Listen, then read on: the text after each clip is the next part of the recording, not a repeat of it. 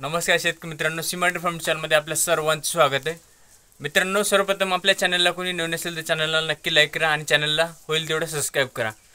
मित्रांनो, आपल्याला जी वास्तविकता यूट्यूबच्या माध्यमातून दाखवली जाते की दूध व्यवसायाची खरी वास्तविकता मेन म्हणजे आपल्याला जे दाखवलं जातं बघून आपल्याला असं वाटतं की याच्यामध्ये खूप काहीतरी आहे दूध व्यवसायामध्ये.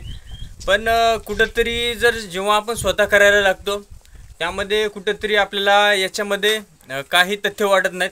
जेव्हा स्वतः करणं आणि बघून आपल्याला वाटतं की याच्यामध्ये खरंच काहीतरी आहे, पण वास्तविकता आपण जेव्हा स्वतः करायला जातो तेव्हा कुठंतरी हे आपण चुकीचं आहे असं म्हणायला लागतो आणि दूध व्यवसाय परवडणार नाही असं पण म्हणतो. मग नेमकी चूक आहे कुणाची, दाखवणाऱ्याची आहे का मग आपण आपले स्वतः कुठंतरी कष्ट कमी पडलेले आहेत?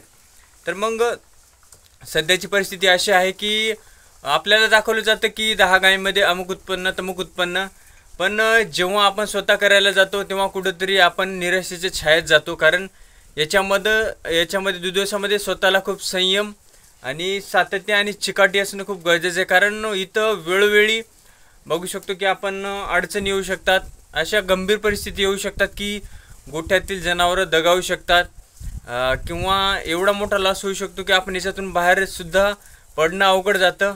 मग कुठंतरी गोठा बंद करायला लागतो. या गोष्टींचं भान ठेवूनच आपण दूध व्यवसाय सुरुवात करायला पाहिजे, नाही की फक्त यूट्यूबवरचे व्हिडिओ बघून किंवा एखाद्याचा सक्सेस गोठा बघून आपण दूध व्यवसाय सुरुवात करायला पाहिजे. जे अपयशी झालेत किंवा ज्यांचा गोठा बंद पडलेला आहे त्यांच्याकडून पण आपण जास्त शिकायला पाहिजे की यांचा नेमका गोठा कशामुळे बंद पडला आहे आणि नेमकं कारण काय आहे की गोठा बंद पडण्याची नेमकी कारण काय आहेत की कशामुळे बंद पडला, की यांना नेमका लॉस कोणत्या प्रकारचा झालेला आहे. आणि जे सक्सेस आहेत त्यांच्याकडून पण थोडंफार शिकलं पाहिजे की ते नेमके कशा प्रकारे सक्सेस झालेले आहेत.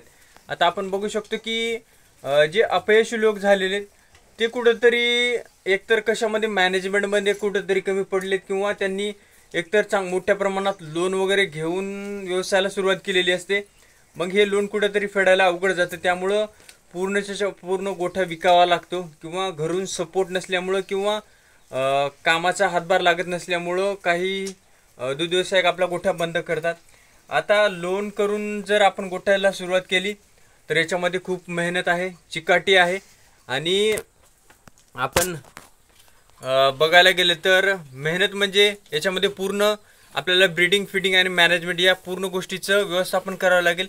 नाही की फक्त आपण 10-5 लाखाच्या गायी वगैरे म्हशी किंवा खरेदी केल्यात आणि एखादा भैया वगैरे लावला कामाला आणि पूर्ण मॅनेजमेंट गोठ्याचं त्यांच्या हातात देऊन टाकायचं सुरुवातीला, हे कुठंतरी चुकीचं आहे.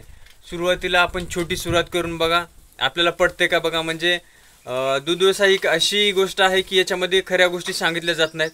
सकाळी 4:30ला उठणं, 4ला उठणं, सकाळच्या धाराचं नियोजन करणं, वर्षभर 365 दिवस गोठ्यावरती करणं, ऊन वारा पाऊस या कोणत्याही गोष्टीची तमानं बाळगता आपल्याला दूध व्यवसाय करावा लागतो. पण कुठंतरी आपल्याला दाखवलं जातं की एवढ्या गायांमध्ये एवढं उत्पन्न, पण त्याच्यामागे जे कष्ट आहेत हे कुठंच दाखवले जात नाहीत. की चाऱ्याचे प्रॉब्लेम असो, गोठ्यावरती जनावरांच्या आजारपणाचे प्रॉब्लेम असो किंवा एखाद्या जनावर आपल्याला डिफॉल्ट लागणं याचे प्रॉब्लेम असो, मग या गोष्टी कुठंतरी आपल्याला सांगितल्या जात नाहीत खऱ्या पद्धतीनं. मग या गोष्टी आपण स्वतः उतरून केल्या पाहिजे, तेव्हाच आपल्याला कळतं की